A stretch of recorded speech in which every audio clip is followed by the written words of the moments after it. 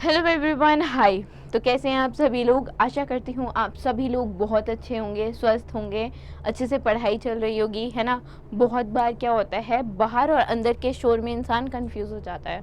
क्या होता है बाहर और अंदर का शोर? बाहर का शोर वो हो गया कि जब आप किसी प्रॉब्लम में हो, परेशानी में हो, या आपको कहीं पे किसी चीज़ में मदद चाहिए और 10 लोग आके बोले अरे ये कर ले, वो कर ले, ऐसा कर ले, वैसा कर ले, ठीक है। तो इंसान परेशान हो जाता है, क्या करे क्या ना करे। उस सिचुएशन में क्या करना चाहिए? उस सिचुएशन में अपने अंदर की आवाज़ को सुनना चाहिए, ठीक है। क्योंकि जो आपको सही लगता है वही करो, ठीक है। आपको आज अगर कोई चीज़, पर्टिकुलर चीज़ सही लगती है तो डू इट। एटलीस्ट उसके लिए रिस्पॉन्सिबल आप खुद होंगी, है ना। आप किसी को ब्लेम नहीं करोगे कि इसकी वजह से ऐसा हुआ, या उसके पर्सन के साथ आपके रिलेशंस ख़राब नहीं होंगे, ठीक है। और ऐसे अगर आप खुद से डिसीजन लेना शुरू करोगे तो इसमें एक बेनिफिट आपको ये भी मिलेगा कि जब आप खुद से डिसीजन लोगे ना, तो गलत या सही जो भी डिसीजन होगा वो आप पहली बार फेस कर रहे हो, है ना। तो धीरे धीरे क्या होगा ना, आप डिसीजन लेने में, सही डिसीजन लेने में एक इंसान ऐसे बनते जाओगे जो सही डिसीजन ज़्यादा लेता है, ठीक है। क्योंकि जब हम गलती करेंगे तब उस गलती से सीखेंगे, और क्या नहीं करना चाहिए वो हमें तभी पता चलेगा, है ना। तो कल मैंने डिस्कस किया था कि कैसे हम थोड़ा पढ़ सकते हैं जनरल अवेयरनेस के टॉपिक को, ठीक है। एग्ज़ाम में कैसे क्वेश्चन आते हैं वो सारी चीज़ें एक बार मैं दोबारा से बता देती हूँ। कल अगर कुछ रह गया होगा तो आज के सेशन में वो सारी चीज़ें दोबारा देख लेते हैं। देखो, कल मैंने जो चीज़ें आपको बताई थी कि कैसे आपको हेल्प मिलती है, वो तो मैंने सारा आपको बता दिया था कि ऐप, वेबसाइट दोनों की मदद से आपके पास डेली करंट अफेयर के क्वेश्चंस जो हम डिस्कस कर रहे हैं, करते हैं, वो तो आप डेली देखते हो। उसके अलावा वीकली पीडीएफ भी आपको मिलती है, ठीक है। एक आपको कंटेंट फॉर्म में मिलती है जिसमें नोट्स टाइप स्पेसिफिक होता है, टॉपिक वाइज, है ना। कि नेशनल रिलेटेड जितनी भी न्यूज़ हैं, फिर इंटरनेशनल न्यूज़, फिर बिजनेस या इकोनॉमी रिलेटेड जितने भी न्यूज़ हैं, या आरबीआई से रिलेटेड जितनी भी न्यूज़ ऐसे टॉपिक मेंशन है, तो वो पीडीएफ आपको मिलती है, ठीक है। तो टॉपिक वाइज भी आपको मिलता है। फिर क्वेश्चन फॉर्म में भी 40 क्वेश्चन होते हैं एक हफ्ते के, वो भी आपको मिलते हैं रिवाइज करने के लिए। तो डेली आप वीडियो देखो, वीकली पीडीएफ आएंगी, क्वेश्चंस आएंगे, उनको डाउनलोड करो, रिवाइज करो। उसके बाद मंथली पीडीएफ भी आपको बजूका के नाम से मिलती है, उसको, वो भी कंटेंट फॉर्म में ही होता है, ठीक है। वो भी बेसिकली टॉपिक वाइज ही, वहाँ पे भी चीज़ें मेंशन होती हैं। एक एक टॉपिक हमने बहुत चूज़ करके वहाँ पे हम डालते हैं, ठीक है। और उन सभी टॉपिक में सारी न्यूज़ कवर होती है। उसके अलावा एक पीडीएफ और आती है जो क्वेश्चन फॉर्म में होती है, ठीक है। जिन लोगों के पास इतना टाइम नहीं है कि वो डिटेल में सारी न्यूज़ पढ़ सकें, वर्किंग होते हैं बहुत लोग नहीं उतना समय निकाल पाते हैं, ठीक है। तो उनके लिए भी 200 क्वेश्चन की पीडीएफ आती है। आप पूरे मंथ के जो मोस्ट इम्पॉर्टेंट 200 क्वेश्चन हैं उनको गो थ्रू कर लोगे तो वही बहुत हो जाते हैं, वही काफ़ी क्वेश्चन हो जाते हैं, है ना। अच्छा, अब एक डाउट और हो सकता है, वो ये हो सकता है कि जो भी एग्ज़ाम हम देते हैं, ठीक है, चाहे एसबीआई का एग्ज़ाम है या किसी भी बैंक का एग्ज़ाम है, आईबीपीएस, जितने भी एग्ज़ाम जितने भी एग्ज़ाम कंडक्ट होते हैं, मैं सभी की बात कर रही हूँ, ठीक है। तो जब हम एग्ज़ाम देते हैं तो उसमें करंट अफेयर के क्वेश्चंस तो आते हैं जो आप कह रहे हो यहाँ से हो जाएंगे, है ना। अगर मान लो उसमें स्टैटिक के क्वेश्चन जो पूछे जाते हैं वो कहाँ से होंगे? क्या उसके लिए कोई बुक पढ़नी पड़ेगी, कहीं किसी कोई और पीडीएफ मिलेगी, क्या होगा? वो क्वेश्चन भी बच्चों का कई बार रहता है ना। तो उसके लिए आप क्या करेंगे? कुछ नहीं करेंगे, यही चीज़ पढ़ेंगे और कुछ नहीं करेंगे। क्यों नहीं करेंगे उसका भी रीज़न बताती हूँ। क्योंकि देखो, जब भी मैं यहाँ पे क्वेश्चन आपको कोई भी क्वेश्चन पढ़ाती हूँ, बताती हूँ, तो उसके पीछे मैं आपको स्टैटिक अगर कोई पार्ट इन्वॉल्व है तो वो ज़रूर बताती हूँ, है ना। कभी जीआई टैग से रिलेटेड कोई क्वेश्चन आता है, या कभी कोई डे से रिलेटेड क्वेश्चन आता है, ठीक है। थोड़े दिन पहले मैंने सरदार वल्लभ भाई पटेल जी के बारे में बताया था, तो स्टैचू ऑफ यूनिटी और बहुत सारी चीज़ें, कब स्थापित हुआ, कब क्या हुआ, तो वो सारी चीज़ें बता दी थी, ठीक है। उनके बारे में थोड़ा सा बता दिया था। तो क्वेश्चन स्टैटिक फॉर्म में कैसे बनते हैं? ऐसे ही तो बनते हैं, पूछ लेते हैं कि स्टैचू ऑफ यूनिटी कब बेसिकली वहाँ पे सिचुएट हुई थी, इस्टेब्लिश हुई थी, ठीक है, गुजरात में। तो कहाँ पे है, गुजरात के किस डिस्ट्रिक्ट में है, या सरदार वल्लभ भाई पटेल कौन थे, ठीक है। तो ऐसे क्वेश्चन पूछ लेते हैं। तो वो आपको लगता है स्टैटिक में है, वो स्टैटिक होता है, पर वो करंट के जो इवेंट्स होते हैं उनसे स्टैटिक पार्ट बनाया जाता है। ठीक है, डेली हम ये चीज़ यहाँ पे भी देखते हैं, करंट अफेयर की अपनी क्लास में भी देखते हैं। उसके अलावा जो वीकली पीडीएफ आपको मिलती है उसमें भी मेंशन होता है, जो स्टैटिक पार्ट होगा वो कंटेंट फॉर्म में क्वेश्चन का जो आंसर होगा उसमें भी मेंशन होगा, हर जगह मेंशन होता है। ऐसा नहीं है कि अगर आप सिर्फ ये 200 क्वेश्चन की पीडीएफ डाउनलोड करके पढ़ रहे हो तो उसमें चीज़ें मेंशन नहीं है, प्रॉपरली हर जगह मेंशन होता है। अगर किसी भी पर्टिकुलर न्यूज़ से कोई स्टैटिक पार्ट से कोई भी क्वेश्चन पूछा जा सकता है तो उस सब की डिटेल मेंशन होती है, आपको हर जगह ये डिटेल मिलेगी। ठीक है, चाहे आप बजूका उठा लो, चाहे आप क्वेश्चंस उठा लो, कहीं पे भी, चाहे हमारी डेली की क्लास देख लो। ठीक है, हर जगह ये चीज़ मेंशन मिलेगी और हर जगह हमने current affair plus static part दोनों को कवर किया हुआ है। तो यहाँ से आपकी फुल प्रूफ तैयारी होती है और होती रहेगी। ठीक है, ये चीज़ कभी नहीं रुकेगी और आपको भी कभी नहीं रुकना है, आपको भी बढ़ते जाना है और प्रैक्टिस करती जानी है। ठीक है, क्या करना है, करंट अफेयर की वीडियो देखनी है, क्विजेज होती है, क्विजेज मैं यहाँ लिखना भूल गई। ठीक है, वीकली क्विज होते हैं और वीकली क्विज के 100 क्वेश्चन होते हैं। तो यार जब प्रैक्टिस करोगे, पढ़ोगे, डेली पढ़ोगे, उसके बाद वीकली पीडीएफ देखोगे, मंथली पीडीएफ देखोगे। ठीक है, वीकली पीडीएफ देखने के बाद क्विज लगाओ, क्विज में अपना स्कोर चेक करो कि आपको कितना याद रहा, कितना नहीं रहा, है ना। अगर कोई चीज़ याद नहीं रही तो फिर वीकली जो पीडीएफ है उसको उठाओ, डाउनलोड करके रखो, उसको उठाओ, देखो, पढ़ो। अब जब वीकली चारों वीक की पीडीएफ पढ़ लिए तो एक बार रिवाइज कर लो, मंथली पीडीएफ से बजूका उठाओ और उसको रिवाइज करो। तो एक एक मंथ का करते रहोगे तो चीज़ें बहुत आसान और ईजी होंगी। एकदम से सोचोगे कि 6 महीने का पढ़ लें तो वो उसमें फिर आपको प्रॉब्लम देखो आएगी। ठीक है, 6 महीने का इतना भी नहीं पूछता, 3-4 महीने पूछता है, बट 3-4 महीने जब पढ़ने जाओगे ना ईच एंड एवरीथिंग डिटेल में, तो एग्जाम टाइम पे आपको प्रॉब्लम होगी। तो देखो मंथ वाइज कितना बाइफर्केटेड, कितना अच्छी तरीके से चीज़ें प्लान्ड हैं यहाँ पे। ठीक है, तो उसका आप ही लोगों को फ़ायदा उठाना है। आई होप अब चीज़ें थोड़ी सी क्लियर होंगी। ठीक है, तो क्वेश्चन के साथ शुरुआत करते हैं इस सेशन की, है ना, और टाइम वेस्ट नहीं करते हैं। चलो आओ, देखो पहला क्वेश्चन है, पहला क्वेश्चन देखते हैं। निलावू कुदीचा सिमहंगल।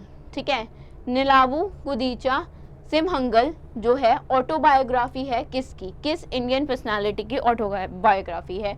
ये जो है ना वो जिसकी ये ऑटोबायोग्राफी है। ठीक है, पहली बात तो ये मलयालम लैंग्वेज में है। ठीक है, और दूसरी बात ये कि वो इसरो के चेयरमैन है। अब नाम गेस करना आपके लिए मुश्किल नहीं होगा, और इसरो के चेयरमैन के साथ जो ये इन्होंने ऑटोबायोग्राफी लिखी है, ये उनकी जो सक्सेस रही है, चंद्रयान जो मिशन था। ठीक है, चंद्रयान जो मिशन, चंद्रयान 3 का जो सक्सेसफुल जो मिशन रहा है उनके जीवन काल में, उसके ऊपर उस इवेंट्स को लेकर इन्होंने, उन बेसिकली उपलब्धियों को लेकर इन्होंने ये ऑटोबायोग्राफी लिखी है। And he is none other than S Somnath. ठीक है, ये नाम अगर मैं नहीं भी लिखती तो भी आपको पता था, है ना। जो श्रीधर पिनक्कर सोमनाथ जी हैं, दैट इज़ एस सोमनाथ, हम जानते हैं इसरो के चेयरमैन हैं, और उन्होंने अपनी ऑटोबायोग्राफी मलयालम लैंग्वेज में लिखी है, जिसका शीर्षक है, टाइटल है निलावू कुदीचा सिमहंगल। ठीक है, ये बुक केरला बेस्ड एक पब्लिकेशन है, लिपि पब्लिकेशन, इसके द्वारा पब्लिश की गई है। ठीक है, और ये बुक जैसे मैंने बताया चंद्रयान 3 के जो सक्सेस है, जो चंद्रयान 3 अगस्त में लॉन्च हुआ था, ठीक है, मिशन, ठीक है, उसकी सक्सेस को लेके है, और जो हार्डवर्क या जो परसिवरेंस लगी, जो डिफ़िकल्टीज फेस की इस मिशन के दौरान, वो सारी चीज़ें इसमें, इस बुक में मेंशन की गई हैं। ठीक है, आगे चलते हैं, नेक्स्ट क्वेश्चन देखते हैं। सेंट्रल रेलवे ने इंट्रोड्यूस किया है बीपीएसी। बीपीएसी क्या है? ब्लॉक प्रूविंग बाय एलेक्से काउंटर। अच्छा, ब्लॉक प्रूविंग बाय एलेक्से काउंटर है क्या? ये बीपीएसी है क्या? पहले तो ये देखते हैं, फिर देखते हैं कि किस सेंट्रल रेलवे ने इसको इंट्रोड्यूस किया है। अभी आपने केरला साइड ट्रेन एक्सीडेंट के बारे में थोड़े दिन पहले न्यूज़ आई थी, वो सुनी होगी, सबने सुनी होगी, है ना।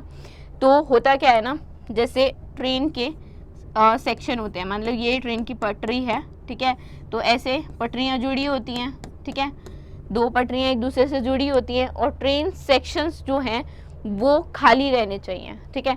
मान लो एक ट्रेन यहाँ पे खड़ी हुई है, अब दूसरी ट्रेन यहाँ से कहीं से आ रही है या यहाँ से कहीं से आ रही है और वो ऐसे पटरी चेंज कर रही है या कुछ भी है, या मान लो यहीं पीछे से आ रही है, तो ये अगर पाथ, ये सेक्शन अगर खाली नहीं होगा तो पीछे से ट्रेन आएगी, है ना। और ह्यूमन एरर मान लो या फिर जो टेक्निकल एरर मान लो, उन सब को बचाने के लिए, वो एरर ना हो, इसके लिए basically block proving Alex counter system का हम यूज़ करते हैं, बीपीएससी सिस्टम का यूज़ करते हैं, ताकि जो ट्रेन ट्रैक हैं, ट्रेन सेक्शंस हैं, वो खाली रहें, ठीक है, ताकि कोई भी ह्यूमन एरर ना हो।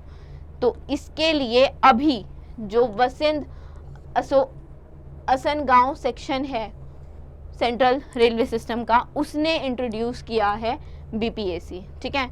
अगर इसकी बात करें तो सेंट्रल रेलवे ने बेसिकली अपने बीपीएससी सिस्टम को वसंत असनगांव सेक्शन जो थाने डिस्ट्रिक्ट में है, मुंबई में, मुंबई डिवीजन में, वहाँ पे इन्होंने बेसिकली इसको क्या किया है, इंट्रोड्यूस किया है, ताकि सेफ्टी, ट्रेन ऑपरेशंस में सेफ्टी और ज़्यादा एनहांस हो जाए, ठीक है।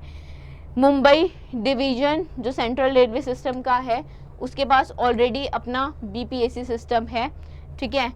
अगर इन सेक्शंस की बात करें तो छत्रपति शिवाजी महाराज टर्मिनस पे है, सीएसएमटी पनवेल हार्बर लाइन पे है, सीएसएमटी गोरेगांव लाइन पे है, कल्याण करजत सेक्शन पे है, और अब जैसे वसई पनेवल रोहा सेक्शन पे भी है, ठीक है। और अब जैसे हमने देखा वसंत असेगांव सेक्शन पे भी इंट्रोड्यूस हो चुका है, ठीक है। बीपीएससी जैसे मैंने बताया क्रूशियल रोल प्ले करता है, ताकि जो सेफ क्लियरेंस है वो इंश्योर की जा सके और ट्रेन एक्सीडेंट से बचा जा सके, है ना। आगे देखते हैं, किस ऑर्गेनाइजेशन ने कोपू सदाशिव मूर्ति को अपॉइंट किया है एज सीएमडी, ठीक है, as chairman and managing director. Koppu Sadashiv Murthy को भारत हेवी इलेक्ट्रिकल लिमिटेड ने एज अ सीएमडी अपॉइंट किया है। भारत हेवी इलेक्ट्रिकल्स लिमिटेड ने बेसिकली इनका जो कार्यकाल होगा वो 1 नवंबर से स्टार्ट होगा, ठीक है, हो चुका है, होगा नहीं, हो चुका है स्टार्ट, ये सीएमडी बन चुके हैं ऑलरेडी। अगर इनसे पहले बात करूँ, इनसे पहले कौन थे, तो नलिन सिंघल थे, ठीक है, नलिन सिंघल जो थे वो इनसे पहले कार्यरत थे।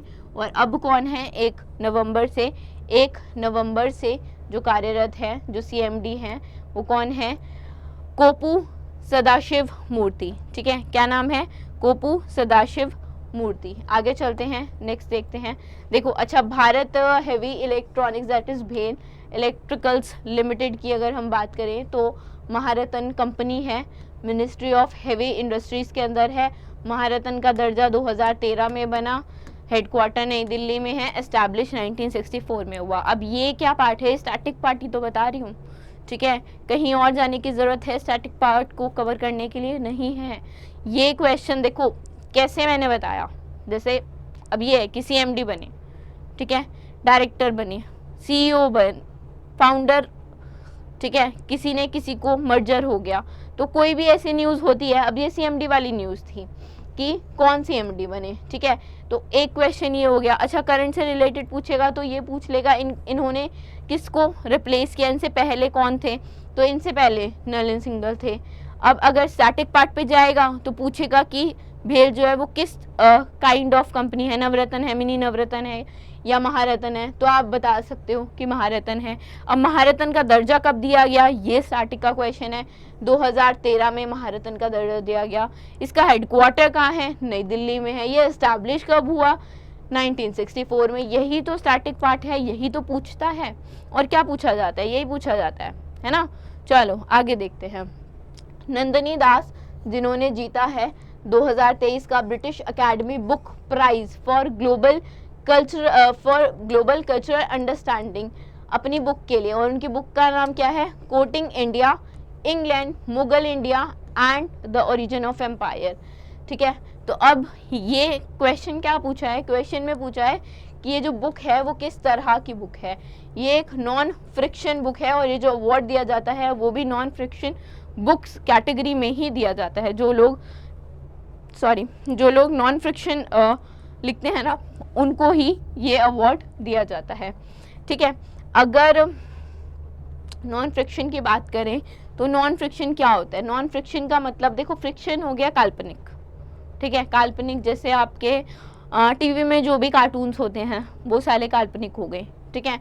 और नॉन फ्रिक्शन क्या हो गया, समथिंग दैट इज रियल, ठीक है, रियल है या बेस्ड ऑन ट्रू इवेंट्स भी आप कह सकते हैं, बेस्ड ऑन ट्रू इवेंट्स, ठीक है। तो अब जब मैंने बोला बेस्ड ऑन ट्रू इवेंट, तो ये बुक भी जो इवेंट, जैसे जब इंग्लैंड से कुछ लोग भारत आए, ठीक है, यहाँ पे फैक्ट्री स्टार्ट की, जो सारा प्रोसीजर, जो सारी चीज़ें हमारे बुक्स में हमें मिलती हैं पढ़ने को, ठीक है, अब हमारी मॉडर्न हिस्ट्री में आप कह सकते हो, मिडिवल में बेसिकली मिलती है पढ़ने को, वो सारी चीज़ें यहाँ पे इस बुक में एक अलग वे में, एक न्यू वे में इन्होंने मेंशन की है। इनकी डेब्यू बुक है, फर्स्ट बुक है, और इनको उसी के लिए ब्रिटिश एकेडमी बुक प्राइज़ भी मिला है ग्लोबल कल्चरल अंडरस्टैंडिंग कैटेगरी में, ठीक है। तो काफ़ी अच्छी बात है। और अगर कैश प्राइस की बात करूं तो 25,000 पॉइंट जो है इसका कैश प्राइस है, ठीक है। अगर ब्रिटिश एकेडमी बुक प्राइस की बात करूं तो इसे नेफिल अल रोहद प्राइज़ भी कहा जाता था पहले, 2013 में इस्टेब्लिश हुआ है। Leading basically leading international non fiction prize है। जैसा मैंने बताया कि नॉन फ्रिक्शन कैटेगरी में ही दिया जाता है, फ्रिक्शन कैटेगरी में नहीं दिया जाता है ना। चलो आगे चलते हैं, नेक्स्ट देखते हैं।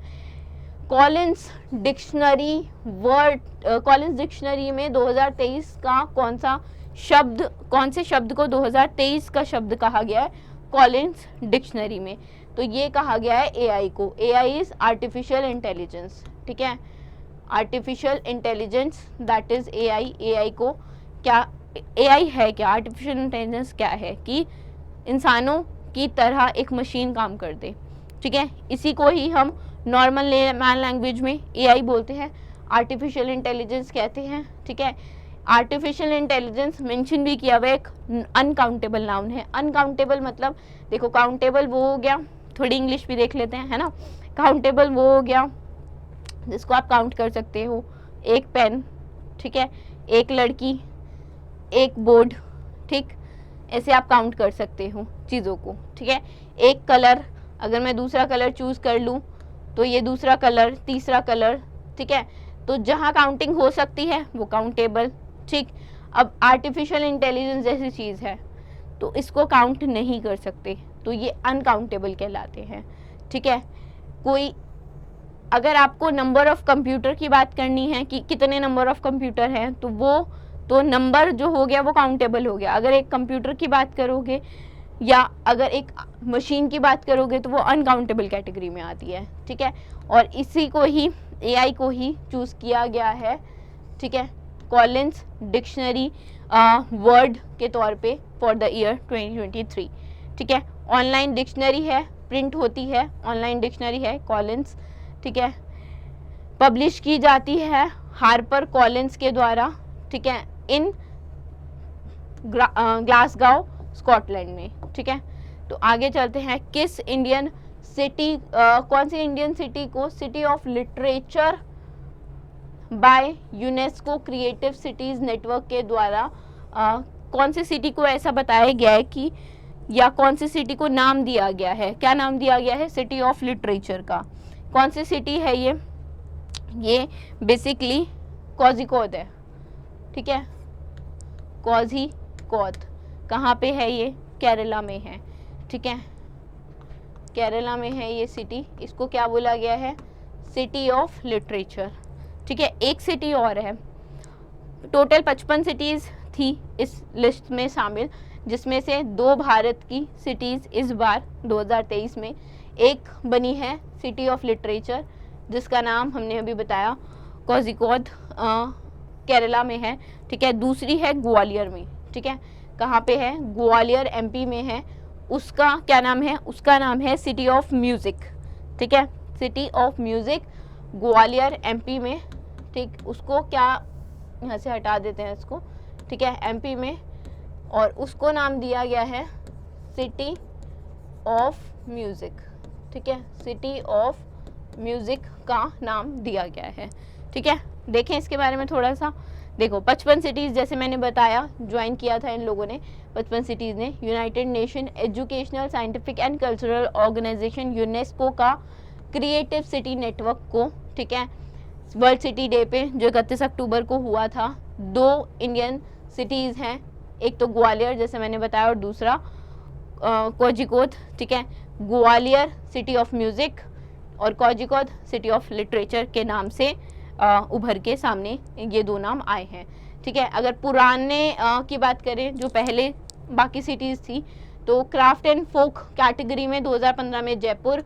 Music 2015 Varanasi, music 2017 Chennai, film 2019 Mumbai और गैस्ट्रोनॉमी, ठीक है, हैदराबाद, ठीक है, gastro is related to stomach, पेट, ठीक है, 2019 में हैदराबाद, और क्राफ्ट एंड फोक आर्ट्स 2021 में श्रीनगर। ये चीज़ें हैं क्या, ये craft, folk art, music, film, ये बेसिकली 7 आप कह सकते हैं कैटेगरी है या क्रिएटिव फील्ड है, ठीक है। अगर मैं क्रिएटिव फील्ड की बात करूं तो क्रिएटिव फील्ड्स कितनी हैं इसमें 7 क्रिएटिव फील्ड है। 7 क्रिएटिव फील्ड में से एक जैसे अभी हमने देखा म्यूज़िक है, ठीक है, दूसरी लिटरेचर हो गई, ठीक है, म्यूज़िक लिटरेचर, एक हमारी ये एक हो गई हमारी क्राफ्ट्स एंड फोक, ठीक है, crafts and folk art, craft and folk arts, ठीक है। उसके बाद चौथी हो गया फिल्म, ठीक, 5वीं हो गया गैस्ट्रोनॉमी, ठीक है, 5वां हो गया गैस्ट्रोनॉमी। 2 बचे, 2 यहाँ लिख लेते हैं, दैट इज ABCDEF और G, ठीक है। कौन सा हो गया, कौन सा रह गया, ठीक है, म्यूज़िक, आर्ट, लिटरेचर, एक रह गया डिज़ाइन, ठीक है, एक रह गया डिज़ाइन FG, और एक आई थिंक हमारा होता है मीडिया आर्ट्स का भी, ठीक है, मीडिया आर्ट्स की भी कैटेगरी इसमें होती है, मीडिया आर्ट, ठीक है, ये G है। तो ये 7 है, music, literature, crafts and folk arts, ठीक है, फिल्म, गैस्ट्रोनॉमी, डिज़ाइन और मीडिया आर्ट, ठीक है। ये 7 बेसिकली आप कह सकते हैं कैटेगरीज या इन 7 क्रिएटिव फील्ड्स में ये अवार्ड दिया जाता है। यूनेस्को क्रिएटिव सिटी नेटवर्क की अगर हम बात करें तो यूनेस्को अवार्ड नहीं दिया जाता, सॉरी, रिकॉग्नाइज किया जाता है ना।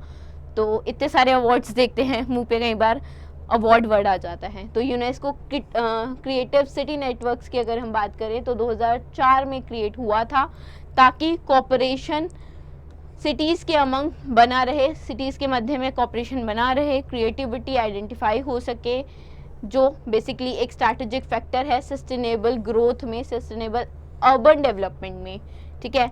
इस नेटवर्क में ये तो मैंने आपको बता ही दिया, ये सारी जो 7 क्रिएटिव फील्ड्स हैं ये मेंशन कर दी, ठीक है, ये मैंने पहले ही लिख दी थी, ठीक।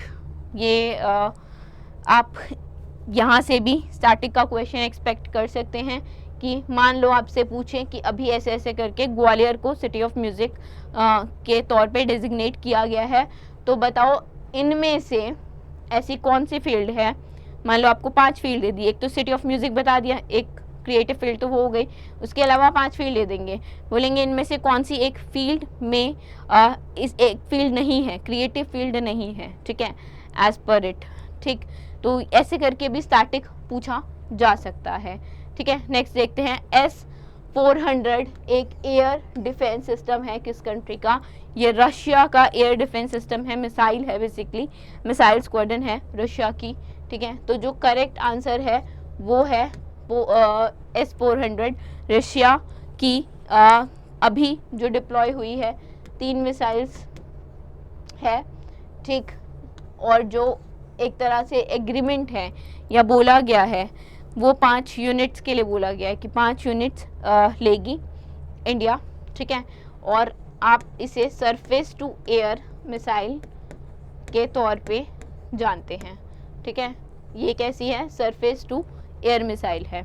कैसी है? सरफेस टू एयर मिसाइल है। चाइना और पाकिस्तान के बॉर्डर पे बेसिकली सर्विलेंस के लिए इसको डिप्लॉय किया जाएगा, ठीक है। तो मिसाइल स्क्वाड्रंस हैं along with the borders of Pakistan and China, ताकि जो डिफेंस कैपेबिलिटीज़ हैं वो और बूस्ट हो जाए। अक्टूबर महीने में 2018 के साइन किया गया था 5 बिलियन US$ की डील रशिया के साथ की 5 यूनिट्स बाय की जाएंगी। 3 जो हैं वो अभी मिल चुकी हैं, ठीक है, डिप्लॉय हो चुकी हैं। अगर S-400 की बात करें, वर्ल्ड की most advance air defence system है। इसका जो मैंने आपको बताया सरफेस टू एयर की मिसाइल सिस्टम जो है वो है ये, ठीक है, लॉन्ग रेंज है, सरफेस टू एयर, ठीक। कैपेबिलिटीज़ की बात करें, it can protect against all sort of aerial attacks, चाहे वो ड्रोन से हो, मिसाइल से हो, रॉकेट से हो या फाइटर जेट से हो, किसी से भी हो, सब कुछ प्रोटेक्ट कर सकता है। इसका जो कमांड और कंट्रोल सेंटर है या ऑटोमेटिक ट्रैकिंग है या जो बेसिकली टारगेटिंग सिस्टम है, लॉन्चर है या सपोर्ट व्हीकल्स है, वो सब कमांड किया जा सकता है, ठीक है। सेपरेट रेडार सिस्टम है, एरियल टारगेट को डिटेक्ट कर सकता है 400 मीटर तक और सर्विलेंस भी कर सकता है 600 किलोमीटर तक। 400 किलोमीटर है, ठीक है, 400 किलोमीटर तक जो है टारगेट को डिटेक्ट कर सकता है और निगरानी कर सकता है 600 किलोमीटर तक की, ठीक है। जो इसका टारगेट है वो 80 एरियल टारगेट्स तक एक के बाद एक टारगेट कर सकता है, ठीक है। ये मिसाइल हिट टारगेट 30 किलोमीटर तक के एल्टीट्यूड तक इसको टारगेट किया जा सकता है, ठीक है। तो ये था आज के सेशन से। आई होप चीज़ें समझ में आई होंगी, कैसे आपको GA आप और स्ट्रॉन्ग कर सकते हैं जिन लोगों को स्ट्रॉन्ग करनी है, और जिन लोगों को स्टार्ट करना है उनके लिए भी मैंने आपको बता ही दिया था कि कैसे आप स्टार्ट कर सकते हैं, है ना। ये पूरी चीज़ मैंने यहाँ पे आपको बताई थी, ठीक है। यहाँ पे स्टार्टिंग में आपको मैंने ये चीज़ अच्छे से समझाई थी, बताई थी। आई होप अब कोई कन्फ्यूजन नहीं होगी। फिर भी कोई कन्फ्यूज़न है तो कोई दिक्कत नहीं है, कमेंट करो, बताओ। We are here to help you, है ना। So thank you for today's session. We will be meeting you in the next session. Bye bye.